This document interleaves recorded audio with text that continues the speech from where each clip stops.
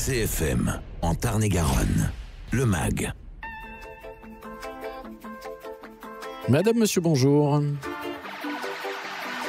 Rémi Taureau est là avec vous pour la prochaine demi-heure.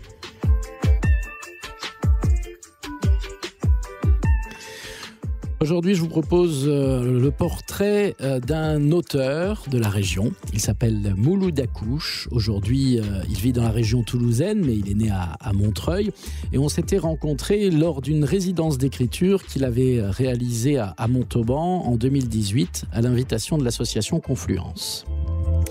Et là, il est de retour, toujours à l'invitation de l'association Confluence. Il sera ce jeudi à 18h30 à la Petite Comédie. Vous savez, c'est juste à côté du Théâtre Olympe de Gouges.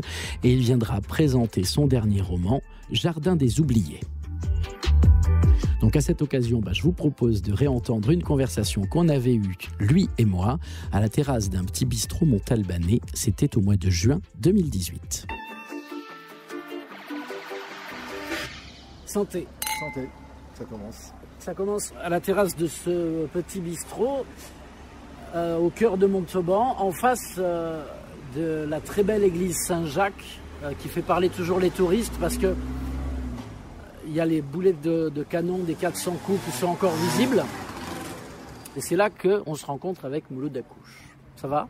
Ça va bien, oui. Le soleil est revenu momentanément, mais ça va. En résidence d'écriture à Montauban depuis maintenant quelques semaines. Ça touche à la fin, là, d'ailleurs. Oui, je suis sur les rotules. Ouais. Oui, c'est la fin, là. Donc, à la fin de la semaine, il y a la restitution. Donc, là, j'ai passé un peu 48 heures de nuit blanche pour sortir le texte. Et donc, le texte est sorti. Et effectivement, il y a un petit clin d'œil aux 400 coups, là, au boulet de canon. Mais après, en fait, ce serait plus une promenade littéraire, finalement, qu'un audio guide. C'est la première fois que je fais vraiment ça. C'est-à-dire d'être sur un territoire, de rencontrer des gens et de travailler vraiment en direct, coup par coup, comme ça. Et c'est marrant, par exemple, dans les bars de Montauban, il y a des gens qui me disent « Alors, tu l'as écrit ?» Et ça, j'ai trouvé ça super. C'est-à-dire qu'en même temps, il y a une tension, quoi, parce qu'on t'attend, quoi. Et c'est pour ça, d'ailleurs, j'ai mis une phrase en exergue de Nicolas Bouvier. Je la connais pas de tête, mais il dit, en fait, on croit faire un voyage et au fur et à mesure, c'est le voyage qui nous fait. Certains pensent qu'ils font un voyage. En fait, c'est le voyage qui vous fait ou défait. Et en fait, je croyais faire une promenade littéraire sur Montauban, mais en fait, à un moment donné, c'est Montauban qui te dirige, quoi. C'est la ville.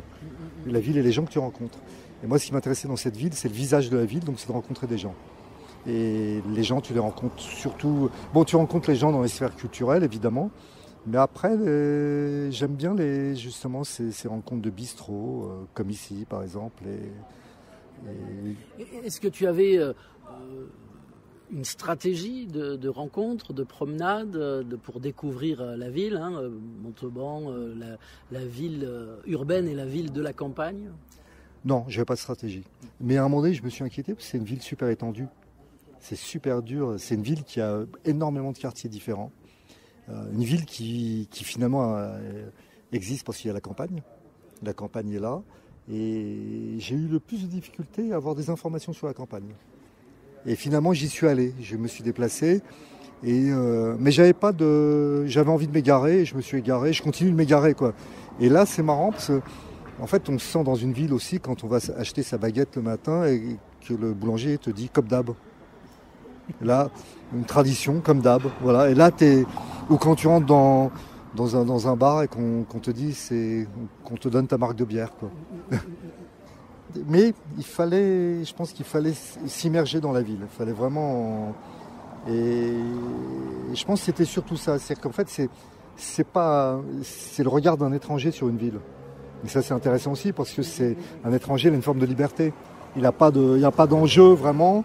Et bon, j'espère, je ne sais pas si j'ai réussi, mais j'espère avoir trouvé la substantifique moelle de la ville, quoi. C'est-à-dire trouver. Et encore, je pense que c'est une ville à découvrir. J'ai pas tout découvert de Montauban. Faut que tu revoies Montauban. Le conseil de Dan m'a surprise. Se moquait-il de moi ? J'ai froncé les sourcils. Des semaines que je dégoupillais à la moindre contrariété, et lui continuait de prendre les gants avec moi. Sans aucun reproche. Il allait m'entendre. Mais ce soir-là, j'étais incapable de parler, la gorge nouée, j'ai tourné le dos, les mains crispées sur le bord du balcon. Je sentais le poids de son regard. Dan était de plus en plus inquiet de mon état. Il a bredouillé une excuse, ça lui avait échappé, une maladresse due à sa tension. Sur le qui-vive en permanence. Il appréhendait mes réactions. J'ai haussé les épaules, il a poussé un soupir avant de rentrer dans l'appartement. Je n'ai pas bougé, toujours en colère. Pourquoi retourner à Montauban ? Pour tenter de me guérir ? Retrouver les clés de mon histoire ? À quoi bon ? Elles n'ouvriront rien sur le passé. Jouer à la touriste nostalgique ne pourra effacer ma nuit. Mes 2 nuits. En fait, moi j'ai axé ça sur une fiction. C'est le regard d'une femme qui revient sur Montauban très très longtemps après et qui est plus ou moins en dépression et qui revient se ressourcer à Montauban. Elle vit aux États-Unis. Et il y a cette espèce de rapport entre ici et ailleurs. Donc c'est un télescopage un peu de... Merci. Voilà, donc j'ai voulu opter pour la fiction parce que je voulais pas faire un carnet de voyage. J'avais vraiment envie de me mettre dans la peau de quelqu'un d'autre, même si à travers son regard, il y a quand même ma vision de cette ville.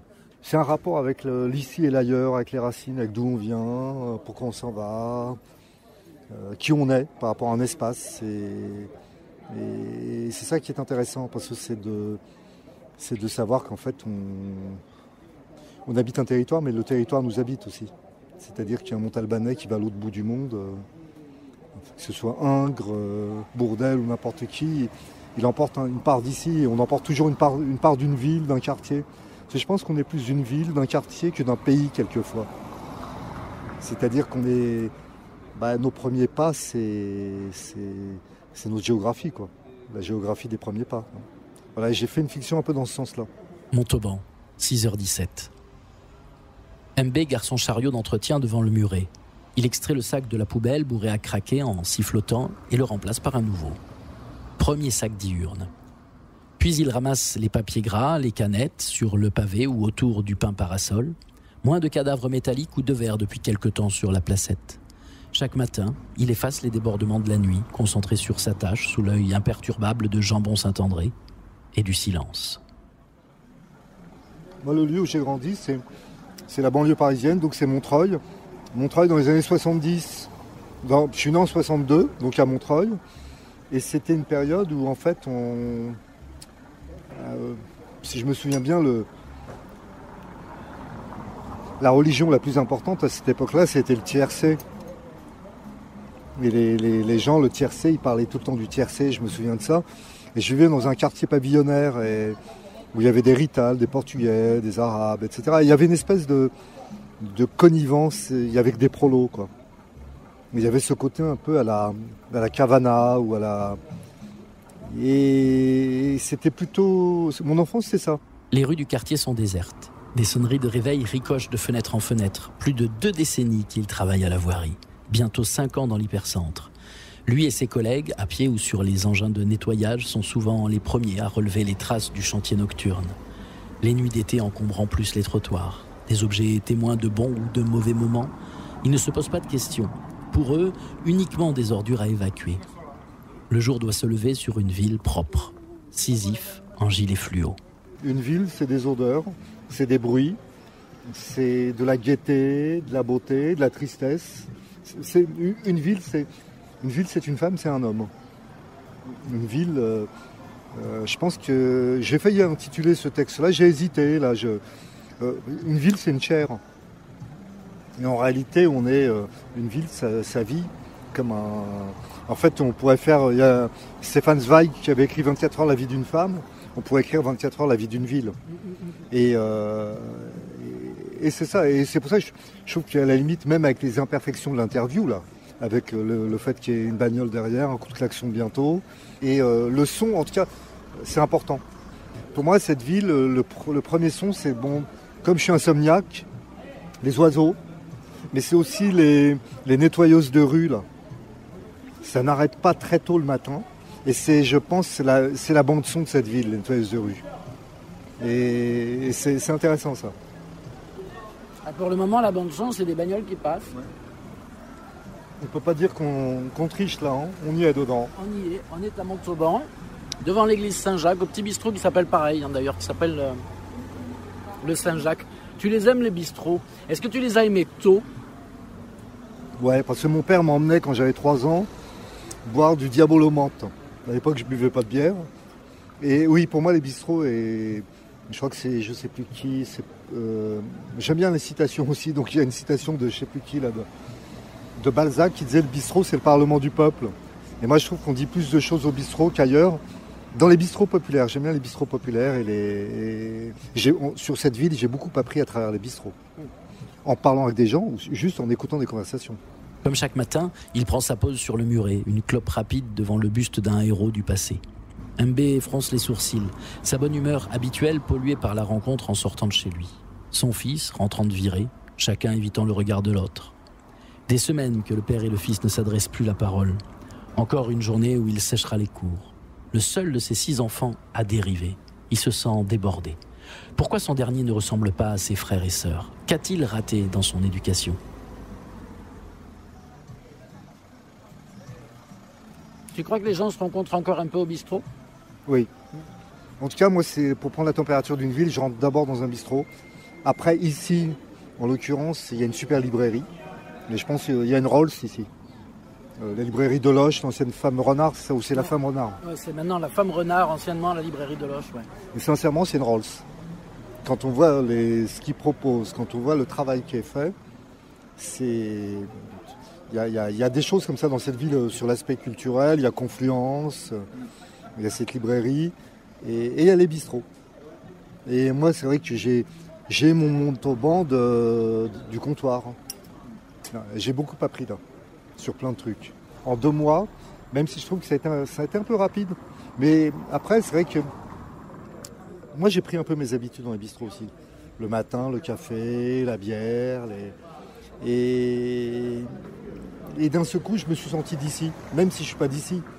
Mais en fait, on se sent d'ici quand on est bien. Et on peut aller ailleurs pour être d'ici, quoi. Aller ailleurs pour être d'ici. Ben, il y a des gens, par exemple, qui partent et qui ont une espèce de relation avec le territoire qu'ils ont quitté. Et ça, c'est intéressant. Par exemple, moi, Montreuil provient beaucoup dans mes textes et ça fait 15 ans que j'en suis parti. Et Montauban, par exemple, ça se termine donc samedi, là. J'emporte une part de Montauban dans mes bagages mentaux, quoi. Dans ma mémoire, Montauban est inscrite là. Mais je crois que c'est ça, on se trimballe, il y a des valises invisibles. Rue Bessières. Déjà plus d'1 semaine que je les cherche. Retrouver les clés de l'autre femme en moi, celle d'avant le dérapage. Dan a fini par me convaincre, persuadé que ce voyage me redonnera le goût de l'impatience et ma fébrile curiosité. J'en doute et trouve pathétique ce retour dans ma ville natale après 50 années d'absence. Ramené par mon compagnon, né à Manhattan, un homme des villes, pas plus citadin que lui, ne quittant le bitume que pour surfer sur des vagues. Tu reviens un peu de ce vin qui vient, lui, du Cabardès. Tu vois, il vient pas de très loin d'ici, mais il a quand même... C'est super bon, hein. Ton pantalon est foutu. Voilà. Je vais l'enlever. Et Qu'est-ce qui t'a poussé à écrire ton premier texte? Oula. Bah écoute, c'est... Bon, moi je viens d'une famille, bon, je vais pas faire le Cosette, bon, moi, mes parents savaient ni lire ni écrire. Mais moi, dès que j'ai su lire, c'est un truc j'ai eu envie d'être dans les coulisses. Mais tes parents savaient ni lire ni écrire. Est-ce que ça a été une volonté de leur part de dire mon fils saura lire, ira à l'école et saura lire? Ils avaient un rapport à l'école qui était c'est-à-dire que l'instit avait raison. C'était des genres d'époque où si l'instit te mettait une baffe, t'en prenais une deuxième en rentrant. C'est un peu ce truc-là, même si c'est pas génial de baffer les gosses, hein, ça c'est clair. Mais c'était le respect phénoménal de l'instit. Chez toi, on parlait politique? Mais mon père, en fait, m'obligeait à acheter l'Huma Dimanche tous les dimanches. Et il ne savait pas lire. Et même à crédit, il fallait l'acheter. C'était un réfugié espagnol anarchiste qui le vendait. Et un jour, j'ai dit à mon père, parce que j'avais un peu honte quand même de faire des crédits, quoi. Et je lui dis, mais tu m'obliges à acheter l'UMA, tu sais même pas lire. Il m'a répondu, la première fois que je suis arrivé dans ce pays, les premiers qui m'ont tendu la main, c'est les communistes. Et j'oublie pas, j'ai la mémoire de la main tendue. Et pour lui, c'était un principe. Comme le muguet du 1er mai, comme laisser un pourboire. C'est des choses comme ça, comme ne pas mettre le pain à l'envers. Il y a des choses un peu comme ça qui perdurent. Et moi, en fait, j'étais un peu pas...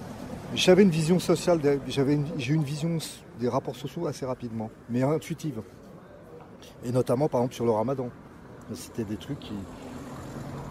Moi, je ne comprenais pas pourquoi il fallait 1 mois par an être raccord avec les pauvres. Nous, on était 12 mois par an.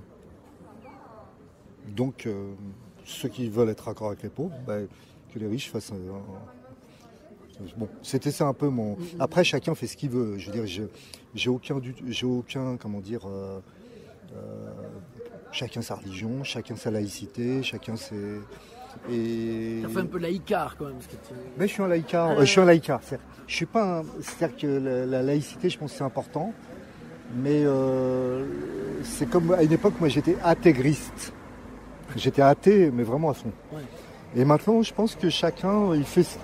Moi, je pense qu'on a on cherche chacun nos rustines parce qu'on a peur de crever. Et chacun cherche les rustines, que ce soit la politique, l'art, la religion. C'est des rustines tout ça, c'est parce qu'il y a une peur fondamentale. Et l'écriture, c'est une rustine ? Oui, oui, complètement. Ouais. Ça ne peut plus durer. Il va le réveiller en rentrant, parler d'homme à homme avec son fils avant sa sieste quotidienne. Cette fois bien décidé à crever l'abcès. Finira-t-il encore le nez contre la porte de la chambre, sans toquer ou ouvrir ? Gueuler, cogner ? Il l'a déjà fait, en vain. Le prendre dans ses bras, il ne sait pas faire. Le père a séché les cours de tendresse. Mais MB sait qu'il doit faire quelque chose, avant le trop tard. Ne plus s'éloigner l'un de l'autre sous le même toit. Un éloignement peut-être sans fin. Il écrase sa cigarette et continue sa tournée. Réussira-t-il à lui parler ? On est bien là. Que demande de plus le peuple ? Bon, peut-être une Porsche, une Ferrari. C'est des choses qui t'ont fait rêver, ça, à un moment. Non. Est-ce que tu as eu des rêves de gloire, dis-moi ? Non. Non, c'est pas... Moi, mon rêve, le plus grand rêve, c'est d'écrire un beau livre. Mais comme disait Beckett, échouer encore, échouer mieux, quoi. Mais non, j'ai pas eu de... J'en ai toujours pas. J'ai pas de... Bon, après, financièrement, j'aimerais bien vivre un peu mieux, mais non, j'ai pas... Ferrari, d'ailleurs, j'ai pas le permis. Qu'est-ce que je l'ai détesté, sa cité qu'il aime tant. L'impression d'étouffer sous un ciel saturé de lignes verticales. Je me casse d'ici avant de devenir aussi folle que vous pour vous survivre dans vos grottes climatisées grouillantes de nouveaux sauvages. Dan m'en avait beaucoup voulu. Chez lui, c'est désormais chez moi. Le seul endroit de la planète qui a réussi à m'aimanter. New York est devenu le personnage central de mon travail, jusqu'à un matin de décembre. Moi, je sais que même si ça marche pas, je vais pas m'arrêter. Pourquoi m'arrêter ? Je veux dire, tu as un jardin t'as une maison avec un jardin parce qu'il pleut tout le temps ou le temps est pourri. Tu vas plus le faire ton jardin ? Non, c'est pas lié uniquement à ça. C'est-à-dire que c'était Beckett qui disait bon qu'à ça. Et je pense que c'est ça. C'est qu'à un moment donné, c'est un truc qui... Sincèrement, moi, si j'écris pas, qu'est-ce que je fais ? Je sais pas. L'HP, Non, mais... L'HP. Ouais. Non, je déconne. Non, mais ce côté où ça tourne à un moment, quand même, où tu deviens un peu dingue oui. de tous ces trucs qui passent dans ta tête, quoi. Ah bah oui. Et après, il y a un côté machine à fiction, c'est-à-dire que... j'ai une machine à fiction, c'est-à-dire que partout où je vais, là il y a écrit Midnight, épicerie de nuit ouverte 7 jours sur 7, première fois que je la vois ouverte, tu vois, j'imagine tout de suite un truc, c'est dans les rues, je vois les gens, surtout les gens, je leur crée tout de suite un truc. Ça devient un personnage de ouais. suite. Ouais. Première fois que Dan visite Montauban, une ville qu'il a déjà parcourue en long et en large, avec des visites virtuelles sur le net, plus toutes ces autres lectures incollables sur le sujet, très fier de pouvoir distiller son savoir lors de nos longues marches, main dans la main. Plaques historiques, devantures, tags, fringues des passants. Il commente en direct tout ce qu'il voit, un débit rapide, comme par peur du silence. C'est sûr que être connu, l'avantage d'être connu, c'est que tu gagnes plus de fric. Moi, la reconnaissance, c'est d'abord de faire quelque chose de beau et bon. Et la reconnaissance, c'est le lecteur. Un écrivain, il est auteur quand il écrit et quand il est lu. Entre les deux, il n'est pas grand-chose. Est-ce qu'il est quelque chose d'important pour ses parents? On revient à ce qu'on disait tout à l'heure. Tes parents donc, qui ne savent pas lire et écrire et qui aujourd'hui ont un fils qui écrit des bouquins. La première fois que j'ai eu un article dans la ville de Montreuil, donc dans le journal de Montreuil, ma mère m'appelle à 6 ou 7 heures du mat, un dimanche. Elle me dit, j'ai vu ta photo dans le journal, maintenant tu vas plus voir les journalistes là. J'ai dit pourquoi? Elle me dit, mais ta photo elle tombe par terre au marché, il y a quelqu'un qui va marcher sur la photo de... C'était un truc un peu chamanique. Elle voulait pas de ça. Puis elle m'a dit, en plus, roman policier, on va avoir des emmerdes dans sa tête. Et quelques mois après, elle m'appelle et je lui ai dit que je faisais une radio, comme ici là. 2 ou 3 jours après, elle m'appelle, elle me dit, qu'est-ce que t'as dit le Toubib? En fait, c'était ma première radio, ma première interview radio. Et donc, c'était... Alors, je ne sais plus la question. Non, mais la question, c'est est-ce qu'ils ont été fiers? Donc, est-ce que... Écoute, ils n'ont jamais lu, mais je pense qu'inconsciemment, elle l'avait toujours dans son sac, ma mère, le premier roman, Un poulpe. Et c'est là-dessus qu'on termine cette interview. Et puis là-dessus. Mais ça ne veut pas dire que... Parce que tu as encore 5 minutes, donc on va pouvoir boire un verre. Ouais. Mais micro fermé. On va terminer la bouteille. Voilà. Voilà, c'était une rencontre avec l'auteur Mouloud Akouch lors de sa résidence d'écriture à Montauban au mois de juin 2018. Il est de retour donc ce jeudi à 18h30 à l'invitation de l'association Confluence et de la Femme Renard, la librairie Montalbanaise. Donc c'est jeudi soir à 18h30 à la Petite Comédie. Il viendra présenter son dernier roman, Jardin des oubliés. Vos podcasts et replays, cfmradio.fr